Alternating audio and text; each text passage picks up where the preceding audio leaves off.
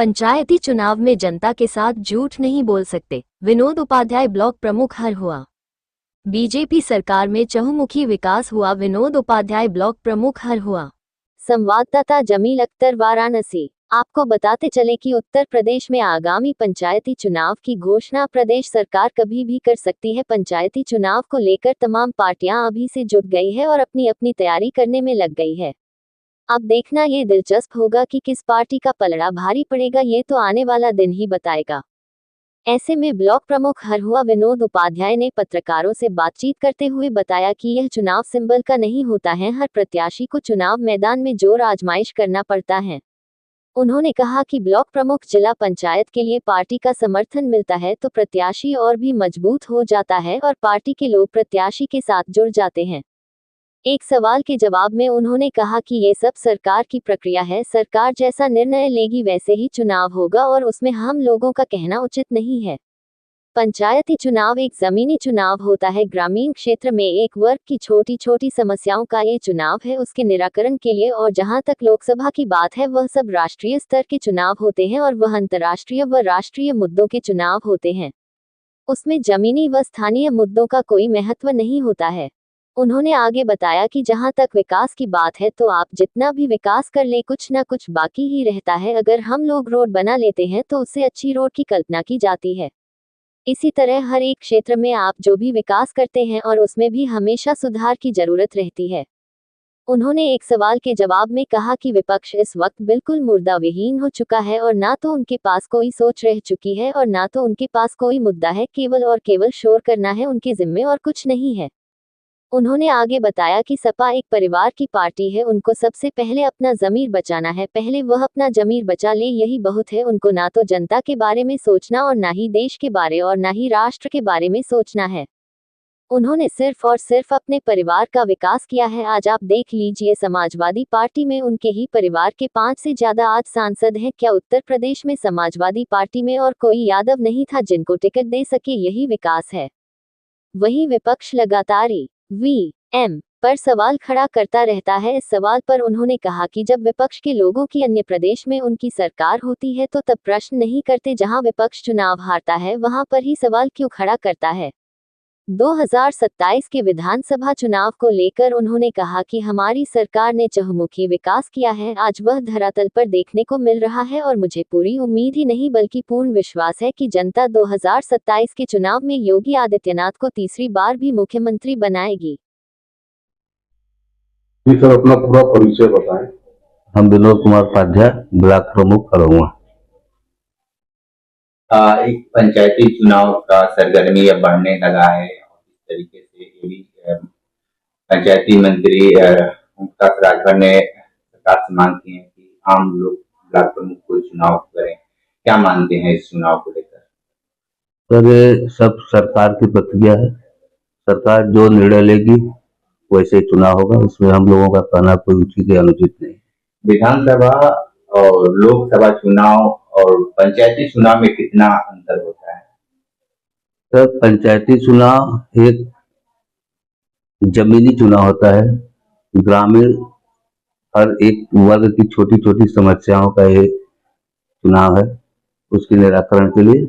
और जहाँ तक लोकसभा की बात है वो सब राष्ट्रीय स्तर के चुनाव है, वो अंतर्राष्ट्रीय और राष्ट्रीय मुद्दों के चुनाव होते हैं, उसमें जमीनी स्थानीय मुद्दों का बहुत महत्व नहीं होता। हरहुआ क्षेत्र में आपके नजर में क्या बाकी रह गया जो आगामी अगर चुनाव आप लड़ते हैं तो? जहाँ तक विकास की बात है तो आप विकास जितना भी कर ले, कुछ सीखने के, जैसे हम एक छात्र की तरह हैं, वो हमेशा कुछ न कुछ बाकी ही रहेगा। अगर हम रोड बना लेते हैं तो उससे अच्छी रोड की परिकल्पना होगी। इसी तरह हर एक क्षेत्र में अगर आप जो भी करते हैं तो उससे भी और सुधार की जरूरत हमेशा होती रहेगी। आप भारतीय जनता पार्टी से बिलोंग करते हैं, लगातार सत्ता पक्ष को विपक्ष घेरना शुरू कर दिया है, क्या कहेंगे विपक्ष को? विपक्ष इस वक्त बिल्कुल मुद्दा विहीन हो चुका है, न तो उनके पास अपनी कोई सोच रह चुकी है, न तो उनके पास कोई मुद्दा है। केवल शोर करना यही है उनके दिल, और कुछ नहीं है। लेकिन जिस तरीके से अखिलेश यादव लगातार योगी पे हमलावर हैं, अखिलेश यादव को लेकर क्या कहेंगे?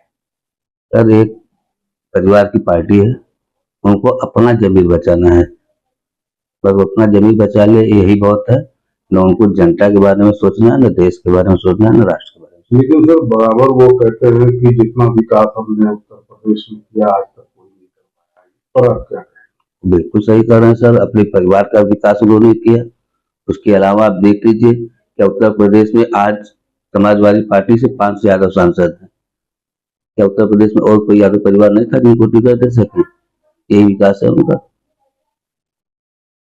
आने वाले 2027 में विधानसभा का भी चुनाव है जो कि बहुत करीब है। हो सकता है कि इसी साल लिस्ट जारी भी हो जाए कि कौन लड़ेगा कौन नहीं लड़ेगा। तो क्या लगता है कि ये तीसरी बार जो है मुख्यमंत्री योगी आदित्यनाथ सीट संभालेंगे? यह जनता के ऊपर है, और जिस तरह से उनका कार्यकाल अभी तक रहा है, हमें तो नहीं लगता कि 1% भी गुंजाइश है कि उनकी सरकार न बने। निश्चित बनेगी और इससे ज्यादा बहुमत से बनेगी। विपक्ष लगातार ये कह रहा है कि डिप्टी सीएम केशव प्रसाद मौर्य और ब्रजेश पाठक मुख्यमंत्री के दौर में आगे चल रहे हैं, क्या मानते हैं, इनकी बातें सही है? ये सब केंद्र का निर्णय है, और ये विपक्ष अपनी पार्टी बचाए, दूसरे के बारे में फालतू सोचते हैं वो लोग। विकास की अगर बात किया जाए तो बहुत सारी ऐसी जगह पर देखने को मिल रहा है कि लोगों की दुकान मकान तोड़े जा रहे हैं और उनके में बहुत ज्यादा आक्रोश भी देखने को मिल रहा है। जैसे अभी 2 दिन पहले लंका सामने घाट वाली जो दुकान टूटी है 42, काफी लोग वहाँ परेशान हैं। क्या कहेंगे इनको? सर ये तो जब बन रहा था उस वक्त की सरकार या उस वक्त की जनता जिन्होंने निर्माण कराया, कम से कम एक बार वो लोग अपने अथॉरिटी से परमिशन लेके बनाए थे ताकि स्थितियां ना। तो काफी पुराने लोग हैं और लोग बता भी रहे हैं वहाँ की जो है ये 100 साल पुरानी दुकानें थी। सर 100 साल पुरानी दुकानें थी तो निश्चित थे, तो हमको लगता है ऐसा ना कि वो ग्राम सभा की भी जरूरत।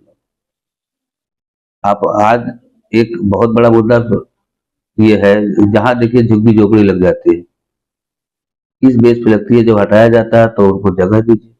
सर आज अभी दल मंडी में नापी का कार्य किया गया, इसको क्या लगता है कि वहाँ पर चौड़ीकरण किया जाएगा तो उन लोगों का वहाँ पर धंधा भी उजड़ जाएगा? अगर उम्मीद पूरी है कि चौड़ीकरण हो, और ये बनारस के लिए बहुत ही अच्छा कदम है। लेकिन निश्चित है कि सरकार जिन लोगों का घर या दुकान खाली कराएगी उनके लिए बहुत ही बेहतर विकल्प कुछ देगी, क्योंकि आप कॉरिडोर में देख चुके हैं लोग माला लेके जप रहे थे कि हमारा चला जाए, तो कुछ इससे भी अच्छा होगा।